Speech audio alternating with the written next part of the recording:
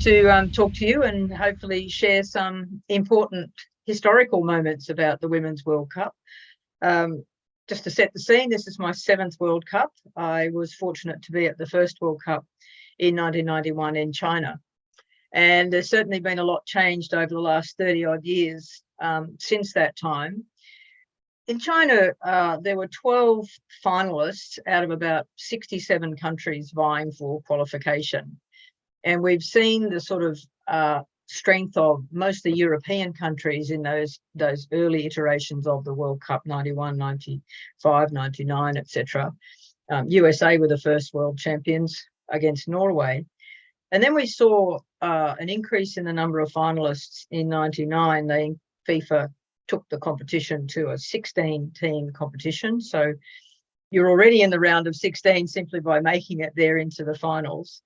And then they moved to 24 teams for Canada 2015. And now we see 32 teams as finalists in 2023.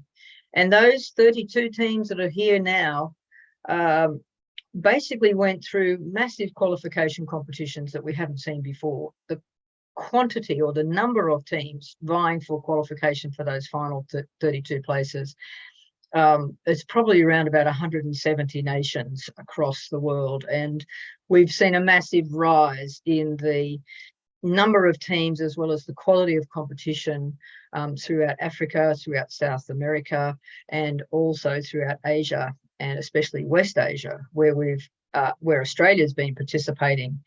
As we have a high ranking, we don't have to go through initial qualification processes against the Uzbekistan and the Turkmenistan at the senior level. But we've seen a rise in countries such as Jordan and other West Asian countries. So the big difference, I think, from 91 to now is the quality of the competition, the quantity of the teams that want to be in it, and more particularly, I think, from my point of view, the visibility of the game. You can touch it, you can see it, you can almost breathe it. As we're sitting here now, I'm just overwhelmed with the amount of social media that there is, that there's mainstream media. You know, I can go and watch Channel 7 and see highlights every afternoon. I can see games every single night. We've got Optus, we've got broadcasters galore from around the world coming to see this. When I was in China in 91, I struggled to actually, first of all, get some funding from Australian Women's Soccer to purchase VHS videotapes of highlights of games, let alone, get some live broadcast of games. And in fact, I read a nice piece the other day by Sam Lewis, an ABC journalist, about Australia's first goal that was scored in a World Cup was in 95, was by a player called Angela Iannotta from Albury. And Sam has struggled to actually find the footage of that goal. And yet now we're just swamped with images, with content. And that, to me, indicates the rise of women's football, and I hope a knock-on effect in the rise of women's sport more generally. Another important factor that we're seeing in this tournament compared to previous tournaments is the way in which the players are voicing their opinions. Sometimes people see them as political statements, but I think they're personal statements. Often the personal is political, of course, but especially around equity and asking for equal terms and conditions of their employment with their federations. We're in a group, for example, with Nigeria and Canada, and those teams are at kind of loggerheads with their federations over payments and about training opportunities and competition and things like that.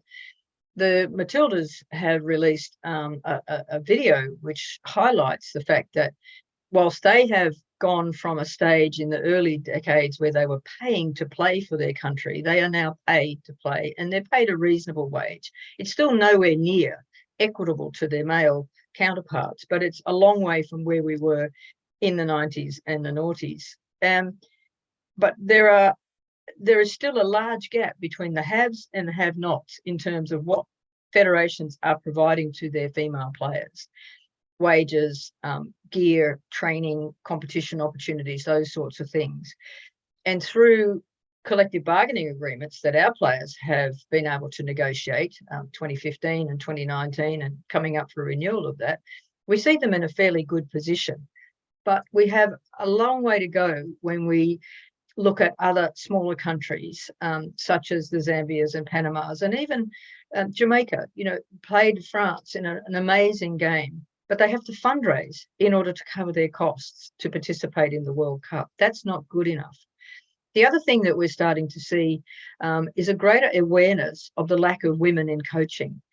And it's not surprising from those of us who have been involved in the game for a long time that the most successful teams over World Cups and Olympic Games have actually been coached by women, whether that's April Heinrichs or Vera Pauw or others around the world.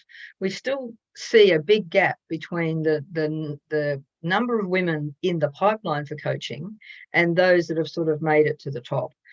I'm delighted, though, that our friend Jitka Klimkova, who came to coach Canberra United for the 2011-2012 Canberra United season, has made an incredible impact on New Zealand football. People have probably written them off before their first game against Norway, and yet they beat Norway 1-0. And that is a game-changing moment for New Zealand women's football. They've struggled to win. They've struggled to have consistency in their lineup. But that win in the opening match was absolutely fantastic. But it's also, as I said, a game-changing moment. The other side that we need to look at is the number of women in leadership, governance, and decision-making positions. Once again, we still have a long way to go. Seeing changes in Australia where there's been some constitutional reform that enables at least 40% of the board of Football Australia to be women, 40% men and 20% either men or women. But the majority of countries around the world are still dominated in their national federations by men. And I'd say that has to change significantly. It's the men who are making decisions about what conditions to provide for the female athletes, about what appointments they make to the manager's position, to the coach's position, etc. And that has to change, I think, before we start to see progress in some of those developing countries, those countries that are not as fortunate as perhaps some of the more European-based countries, and even Australia and New Zealand, which has an equal pay structure as well.